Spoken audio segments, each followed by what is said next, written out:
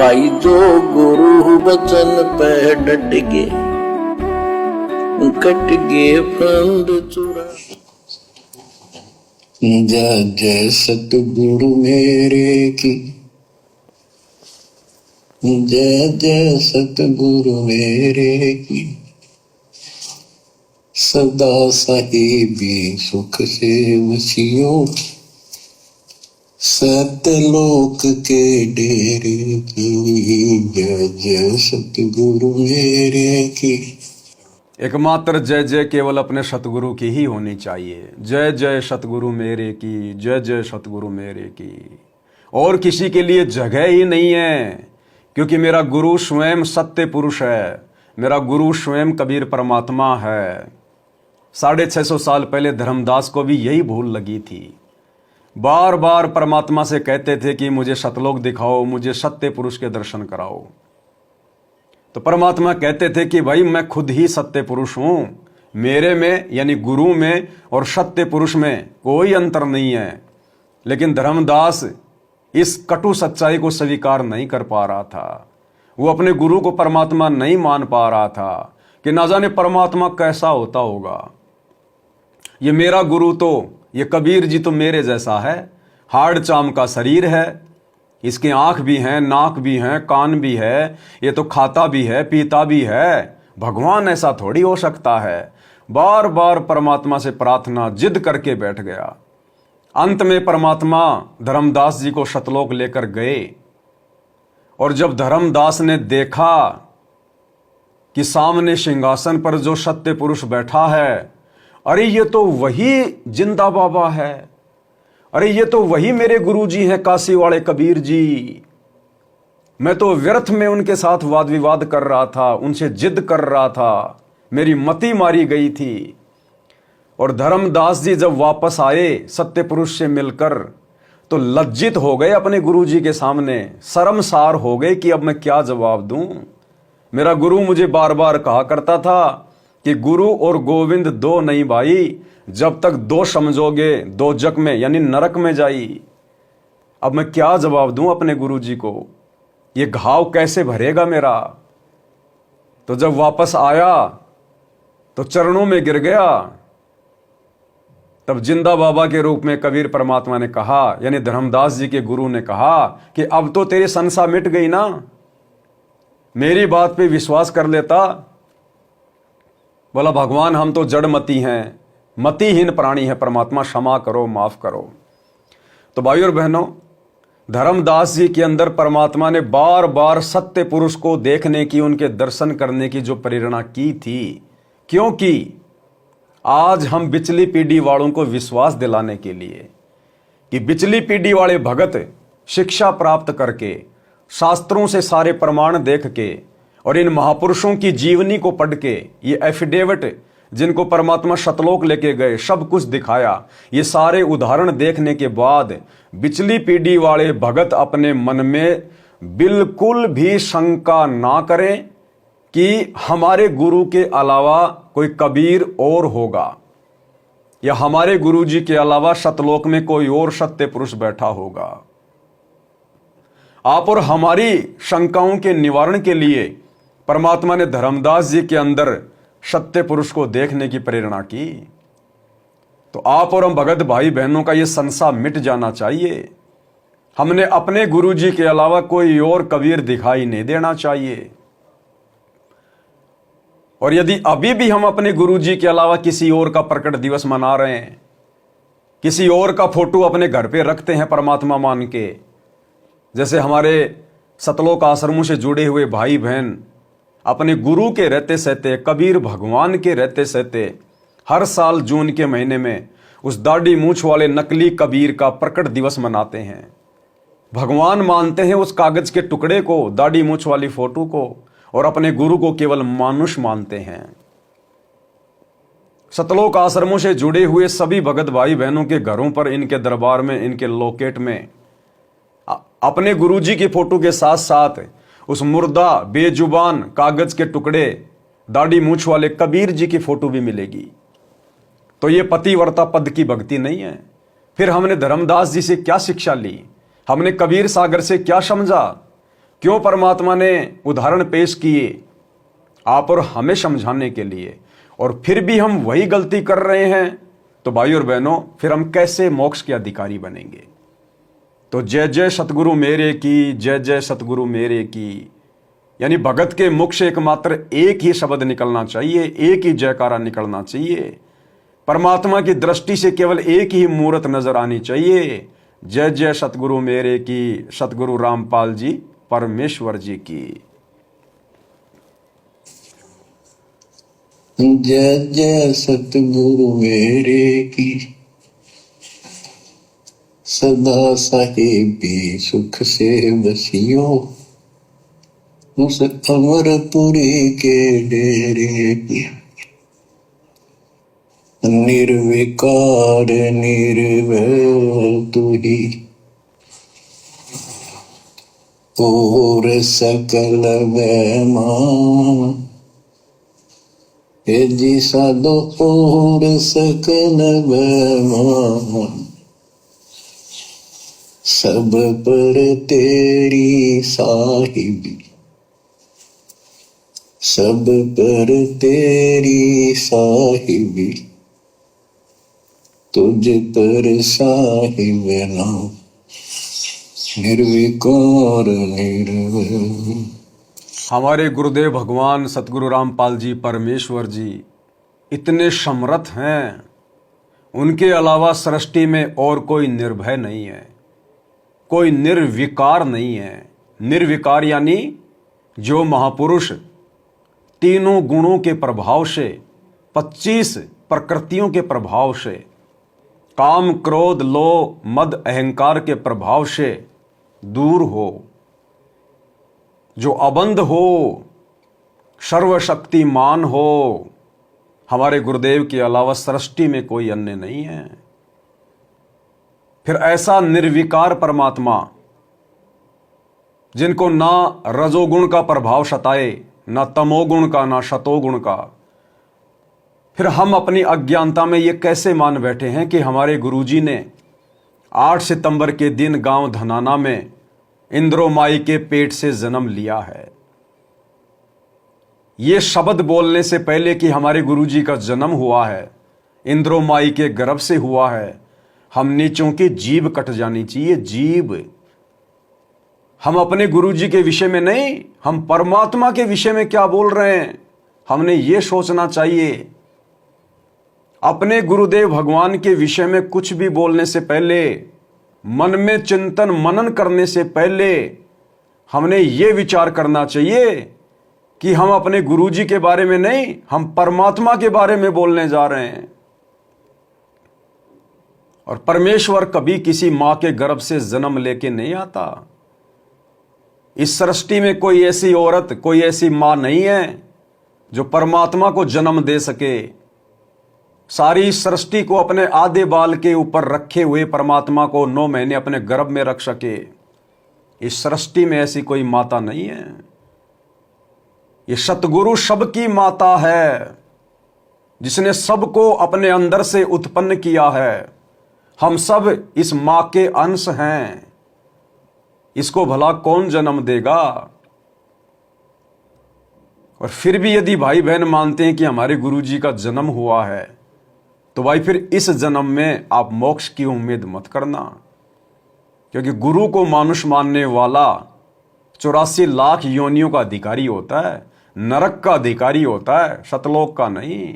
गुरु मानुष कर जानते वो नर कहिए अंध, और वह दुखी संसार में फिर आगे काल के फंद। काल के फंद में क्या क्या आता है? 84 लाख योनियां, नरक, घोर कष्ट, यातनाएं। तो ये गलती हम भाई बहन भूलकर भी ना करें। ये स्वयंभू परमात्मा है, स्वयं ही प्रकट होता है, जब चाहे जहां प्रकट हो जाए, जिस रूप में चाहे प्रकट हो जाए, जितनी बार चाहे प्रकट हो जाए। ये अबंध है, इन्हें रोकने वाला सृष्टि में कोई नहीं है। गरीब ऐसा सतगुरु हम मिल्या, बेपरवाह अबंध, परमहंस पूर्ण पुरुष, रोम रोम रविचंद।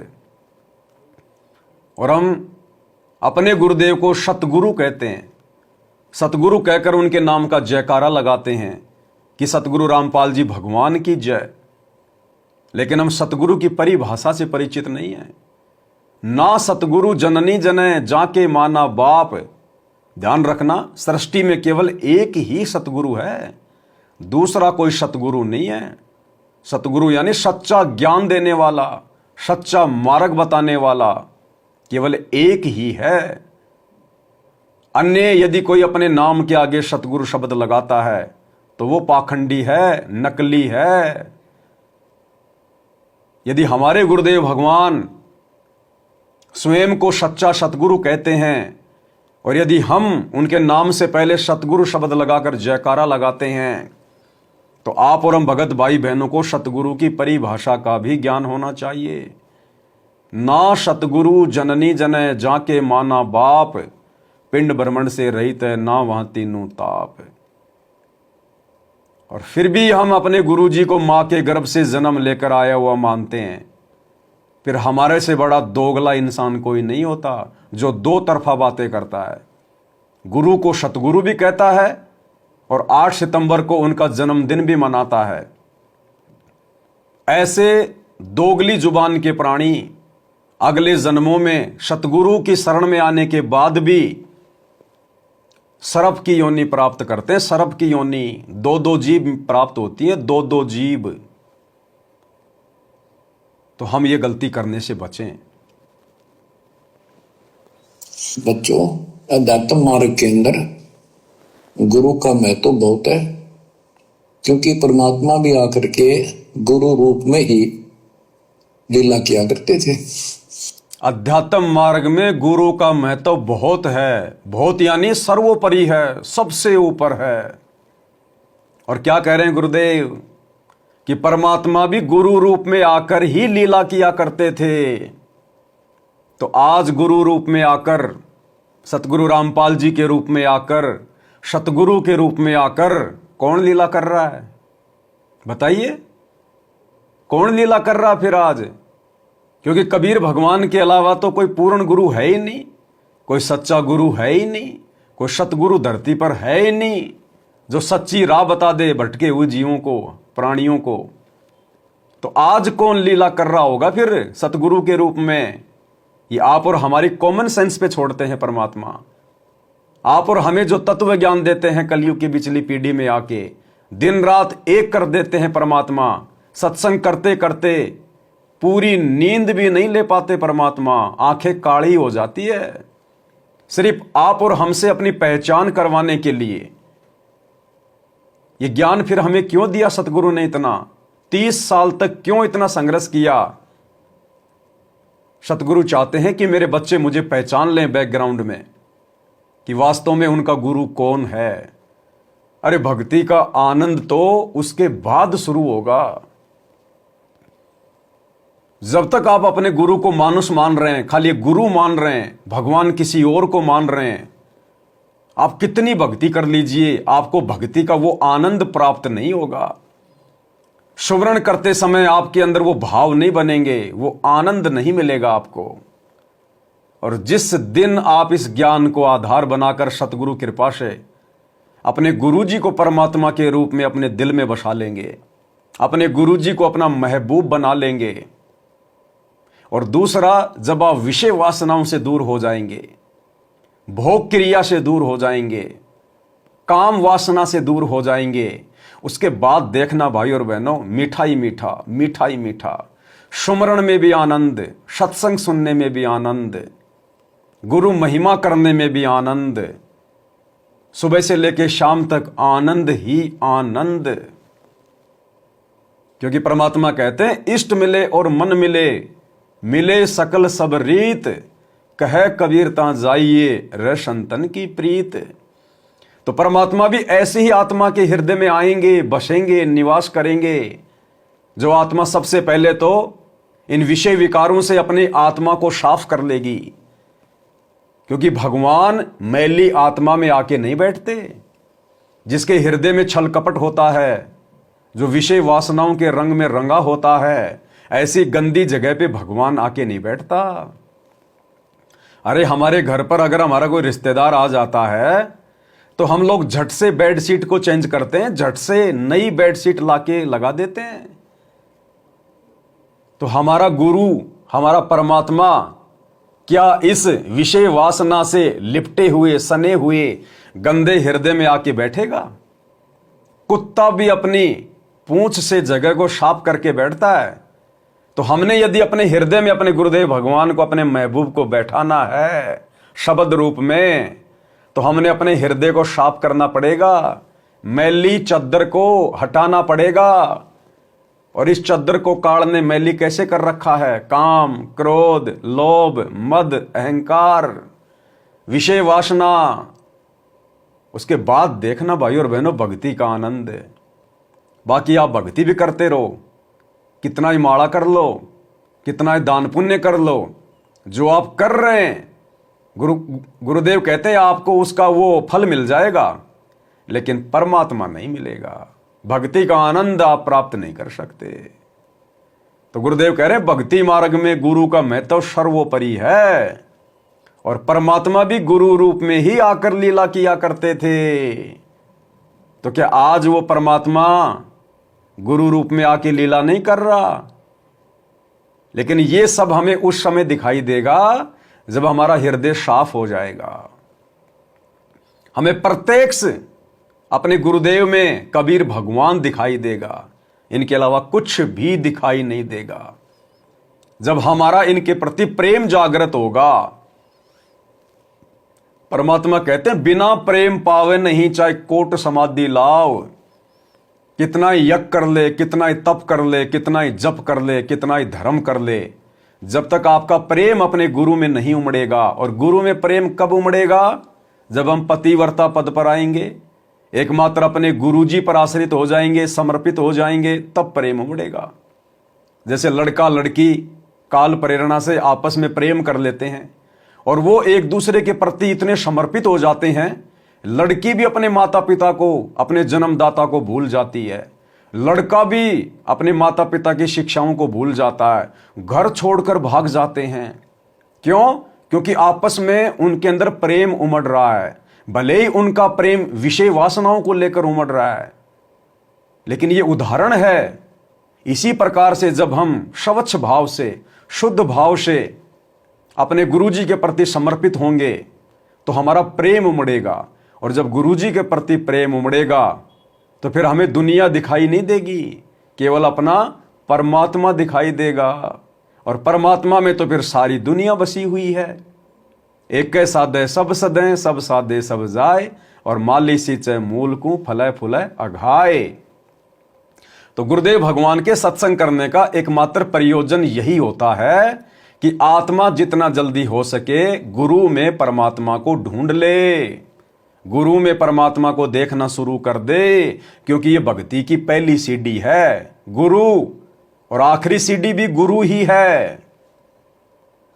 और जिसकी ये वाली सीढ़ी कमजोर है, यानी जिसने अभी तक गुरु को केवल गुरु ही माना है, मानुष माना है, जन्म लिया हुआ माना है, परमात्मा नहीं माना, तो फिर ऊपर वो कैसे चढ़ पाएगा? नहीं चढ़ पाएगा। भाई जो गुरु बचन पे डट गे, कट गे फंद 84 के, कट गे फंद 84 के, कट गे फंद 84 के।